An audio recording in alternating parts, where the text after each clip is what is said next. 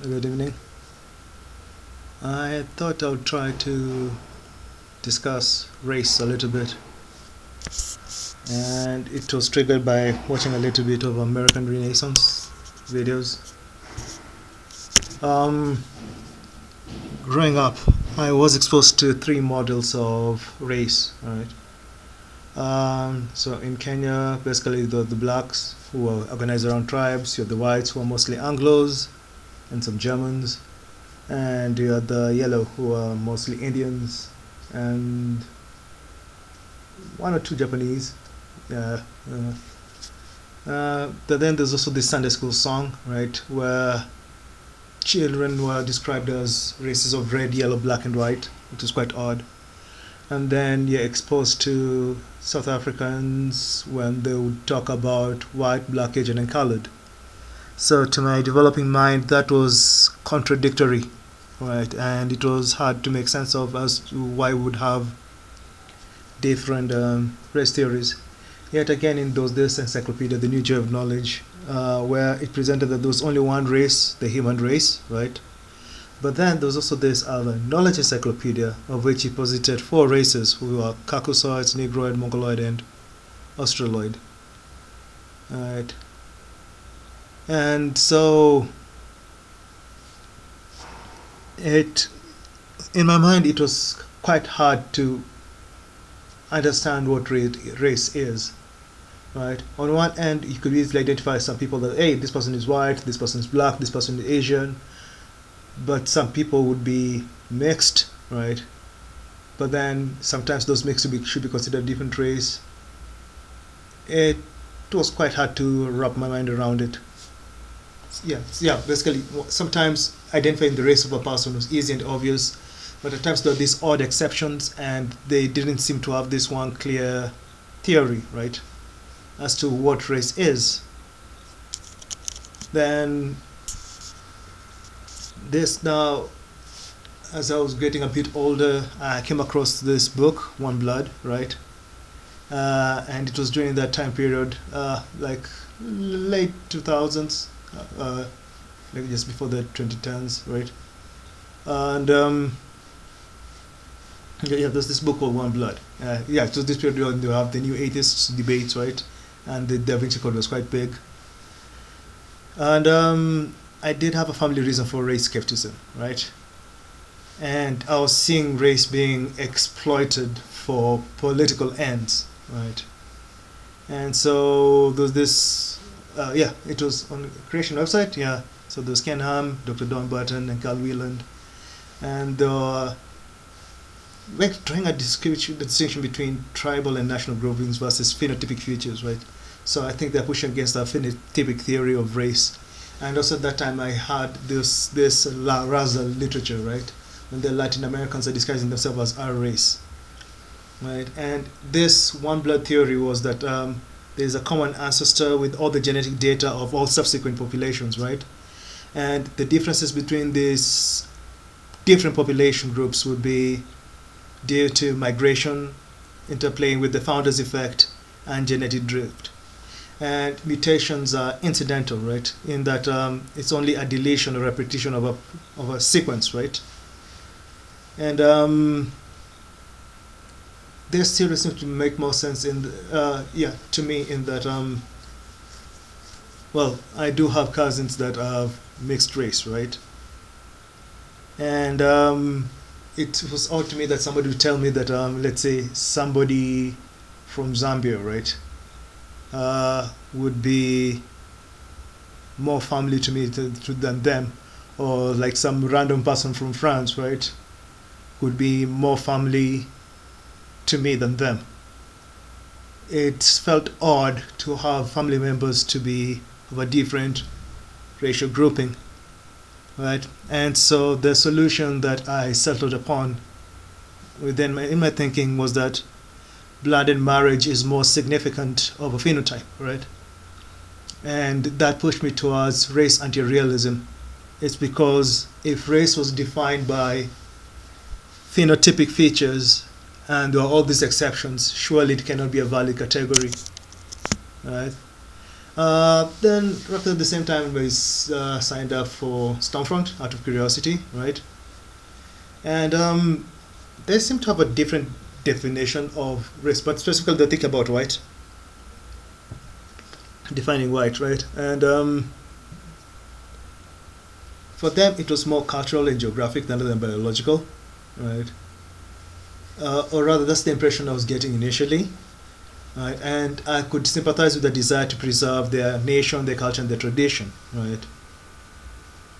But then, in particular, in engaging with the blood and soil types, and holding on to the one blood theory that was holding to, it felt to me as if they were equivocating between blood and soil, and race and soil. And it seemed for me that they're mixing this blood and race, right? So blood, I was thinking of it in terms of a genealogical connection, right, rather than a genetic or phenotypic connection or similarity, right? And so even though I was neither a civic nationalist, right, or an ethno-nationalist, right, and at this time I think it was 2007, seeing a cousin of mine, or rather getting news that a cousin of mine was killed, right, in Kenya post-election violence.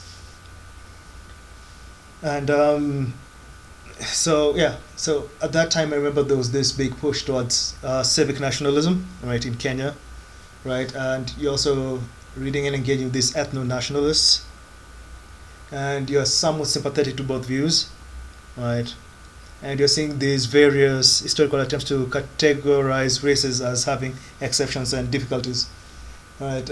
Like, you'd have 4 race systems, 6 race system, 8, and some of them could even go as large as 72, right? Yeah.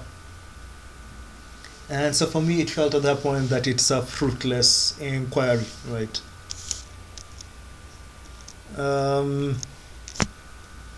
And then, so you go fast forward years later, right, into the late 2010s, right?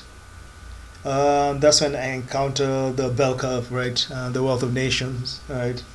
That's when you discover American Renaissance and the way of the world, right? And I remember those, I think it was a year or 2 years prior to this, whereby I watched an academic agent video where he was breaking down race data, like from the UK, and it was showing like general trends with the GCSE scores, and he was breaking down the groups, like let's say rich black females, rich black males, right, poor white females, poor white males, and those demographics, and it seemed to be okay. It was a cool method in that it's trying to hold all the other factors constant, right?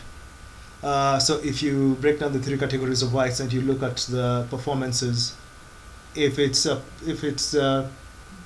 was just race that was factor, like the relationship between race and IQ, if it was a matter of correlation or correlation between other factors that may be in common, right? And therefore, I think for me it was a really strong case against race realism, right?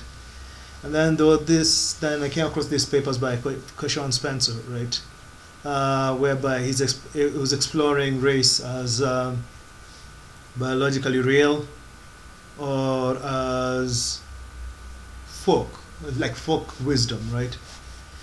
And it felt pointless to me to have a standard race, right, without knowing what it is, because clearly it's not something phenotypic, and it would be odd to have it as something genotypic, especially if it's supposed to be describing family units, like if it's something genealogical, right? So if you think about computational biology, your genes don't carry data about all your ancestors, right? Yeah. And so it's like I was having these intuitions about tensions within race theories, right? So the genealogical view is quite richer, right? And if you examine human genetics, it's not really a tree rather than some mesh, right? But then it's also a partial picture of a person's genealogical heritage, right? And well, national IQ is a bit generalized, but then the polygenetic score will be a bit more specific if you're taking a genetic view of race, right? And also if race is like some type of genus, right? How does that look like if you're thinking of it through metaphysics or if you're thinking of it through biology, right? But then if it's a metaphysical category, there's this element of spirit to it. But then if it's a biological category, it's a purely physical thing, right? And if it's biological, is it something of phenotypic similarity or taxonomic difference, right? And so with all those questions and difficulties and these diversities of views, it was quite confusing, right? Or difficult for me to say I'm a race realist or an anti-race realist, because does anyone even know what a race is, right? Which axiom is this that's leaving us to build this race theory? And which view of race is the true or the accurate one?